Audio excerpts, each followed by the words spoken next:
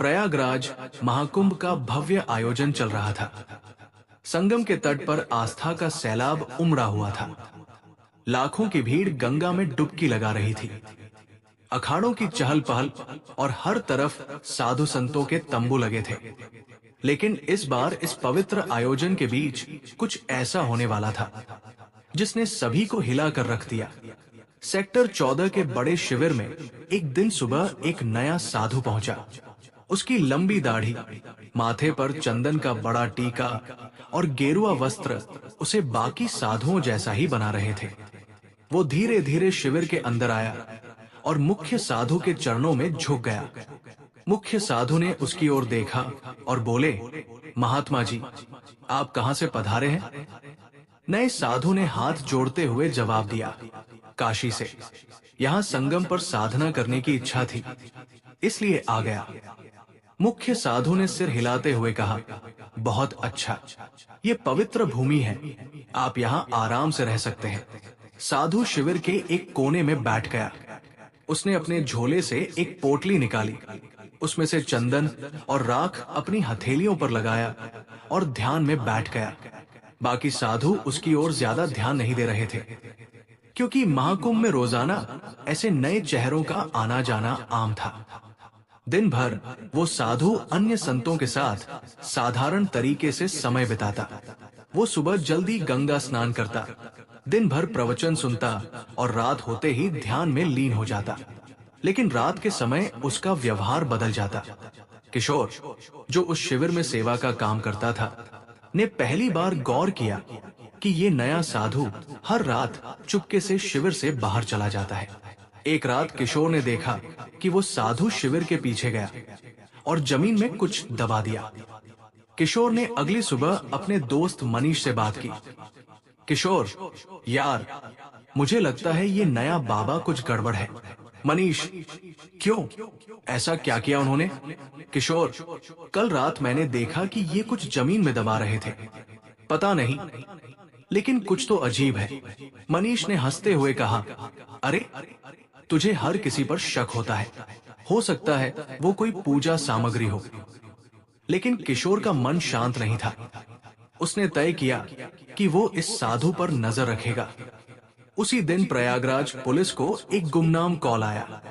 Collar ने बताया कि महाकुंभ में एक आतंकवादी साधु के भेष में छुपा हुआ है और वह किसी बड़े हमले की योजना बना रहा है। ये सुनकर पुलिस तुरंत सतर्क हो गई।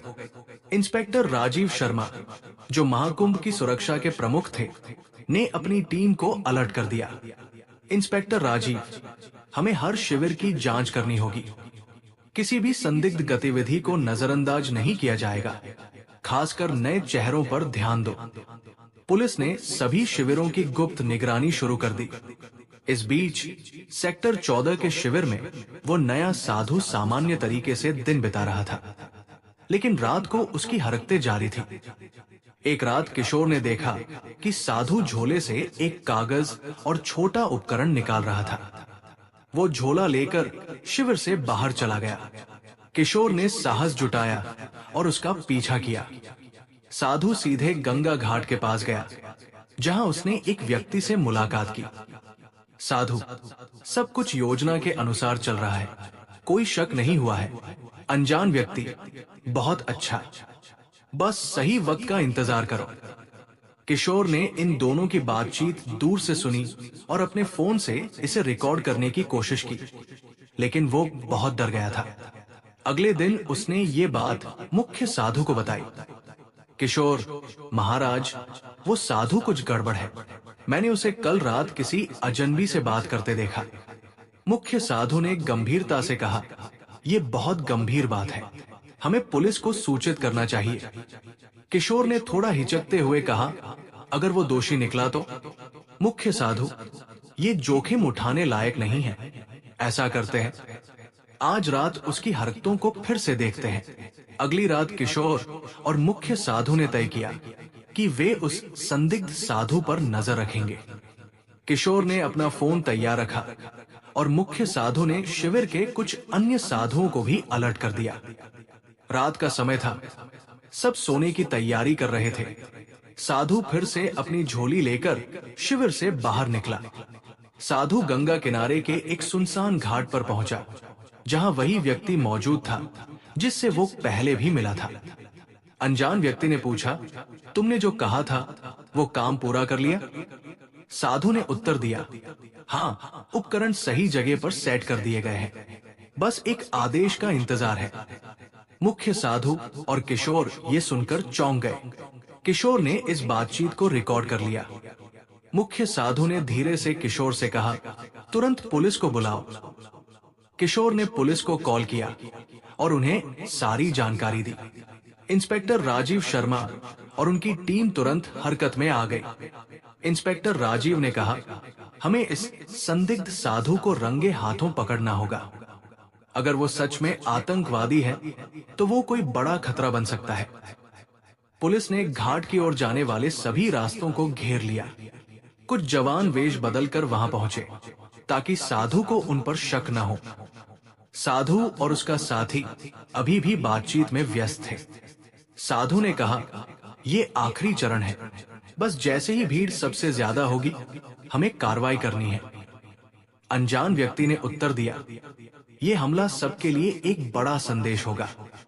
कोई सोच भी नहीं सकता कि महाकुंभ जैसी जगह को निशाना बनाया जा सकता है। पुलिस टीम ने सही समय का इंतजार किया। जैसे ही साधु ने अपने झोले से एक और उपकरण निकाला, पुलिस ने उन्हें घेर लिया। इंस्पेक्टर राजीव ने कहा, हाथ ऊपर करो। पुलिस से बचने की कोशिश मत करना। साधु और उसका साथी हड़बड़ा गए। साधु ने भागने की कोशिश की, लेकिन पुलिस ने उसे पकड़ लिया।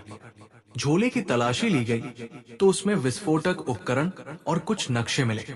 पुलिस ने तुरंत साधु और उसके साथी को गिरफ्तार कर लिया। पूछताछ में पता चला कि वो एक अंतर्राष्ट्रीय आतंकी संगठन का सदस्य था। उसका असली नाम अयूब खान था और वो भारत में कई सालों से छुप कर रह रहा था। इंस्पेक्टर राजीव ने पूछा, तुम्हारा मकसद क्या था? महाकुंभ जैसे पवित्र आयोजन को क्यों निशाना बनाया? अयूब ने उत्तर दिया, भीड़ का डर सबसे बड़ा हथियार है। हमारा मकसद था यहाँ ऐसा हमला करना जो दुनिया को हिला दे, लेकिन तुमने हमारे प्लान को खत्म कर दिया। पुलिस को साधु के झोले और शिविर के आसपास लगाए गए उपकरणों से बड़े हमले की योजना के सबूत मिले। अगले दिन प्रयागराज पुलिस ने मीडिया को बताया कि महाकुंभ में एक बड़ा आतंकी हमला टल गया। इंस्पेक्टर राजीव ने कहा, हम किशोर और मुख्य साधु के शुक्रगुजार हैं, जिन्होंने सही समय पर जानकारी दी। ये सब उनकी सतर्कता और साहस का नतीजा है। किशोर और मुख्य साधु को महाकुंभ आयोजन समिति ने सम्मानित किया। मुख्य साधु ने कहा, हमने तो बस अपनी जिम्मेदारी निभाई। महाकुंभ पवित्र आयोजन है, इसे कोई अपवित्र नहीं कर सकता। किशोर ने कहा, अगर मैंने उस साधु पर नजर न रखी होती तो शायद कुछ बड़ा हादसा हो जाता। इस घटना ने सभी को सतर्क कर दिया कि आस्था के ऐसे बड़े आयोजनों में सुरक्षा और जागरूकता कितनी महत्वपूर्ण है। इस घटना के बाद महाकुंभ के आयोजकों और सुरक्षा एजेंसियों ने सुरक्षा व्यवस्था को और मजबूत किया। सभी शिविरों में नियमित जांच और निगरानी बढ़ा दी गई ताकि भविष्य में ऐसी किसी भी घटना की पुनरावृत्ति न हो। श्रद्धालुओं को भी सतर्क रहने और किसी भी संदिग्ध गतिविधि की सूचना तुरंत पुलिस को देने की सलाह दी गई। महाकुंभ जैसे विशाल आयोजनों में सुरक्षा चुनौतियां हमेशा रहती है, लेकिन प्रशासन और जनता के सहयोग से इन चुनौतियों का सफलतापूर्वक सामना किया जा सकता है। इस घटना ने ये साबित कर दिया कि सतर्कता और सामूहिक प्रयासों से बड़े खतरे को टाला जा सकता है। प्रिय दर्शकों, यदि आपको हमारा कंटेंट पसंद आया है और आप ऐसी ही और कहानियां सुनना चाहते हैं, तो कृपया हमारे चैनल कथा मंथन को सब्सक्राइब करें। आपके सब्सक्रिप्शन से